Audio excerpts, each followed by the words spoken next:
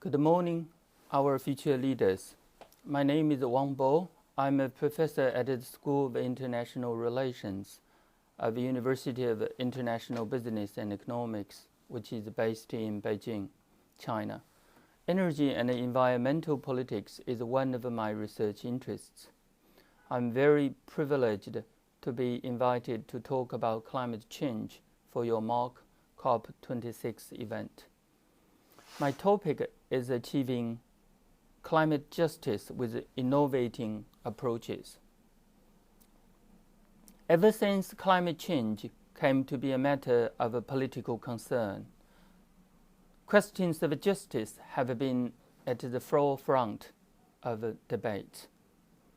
Within the international negotiations, significant effort had been expended on negotiating such matters as the relative responsibilities of different nation states for reducing greenhouse gas emissions, how and by whom adaptation finance should be raised, and the extent to which different private civil society actors should have a place at the negotiating table.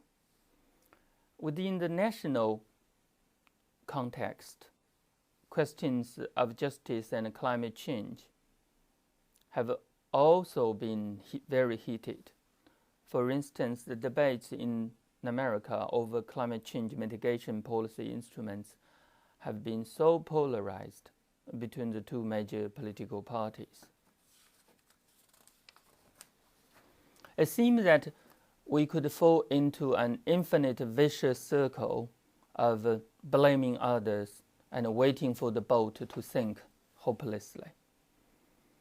It is my pleasure to throw out some clues for you, our future leaders of the local communities and global community, and which might shed some light on the shadow of climate change pessimism. First, the application of the common but differentiated responsibilities and their capacities principle is a dynamic course, not a rigid one. Over the past 3 decades of climate change negotiations, the responsibilities and capacities in climate change mitigation have witnessed a very dynamic change during the course of debates. Some new advanced economies at the negotiating table have evolved from suspicious and diffident actors to active, confident advocates. For instance, the Chinese leadership has announced commitment to cap China's carbon emissions by 2030 and realize carbon neutral target by 2060. Second, have a balanced understanding of the role of different stakeholders in global climate change governance. Though sovereign nation states are the sole principal negotiators, NGOs, IGOs, and subnational actors such as political parties, interest groups, business, etc. are also playing growing roles. Therefore, do not be pessimistic when the U.S. federal government comes and goes again. As some American companies, political parties, local governments have always been here throughout the course. Third, while linkage is necessary, positive linkage is effective. Bear in mind that a sustainable and dynamic international agreement is based on such principles as equal voluntary participation, credibility, mutual reciprocity, and mutual benefits, and maximizing commonalities and minimizing differences. So with these principles in our mind, it is easier and more effective to resort to positive incentives.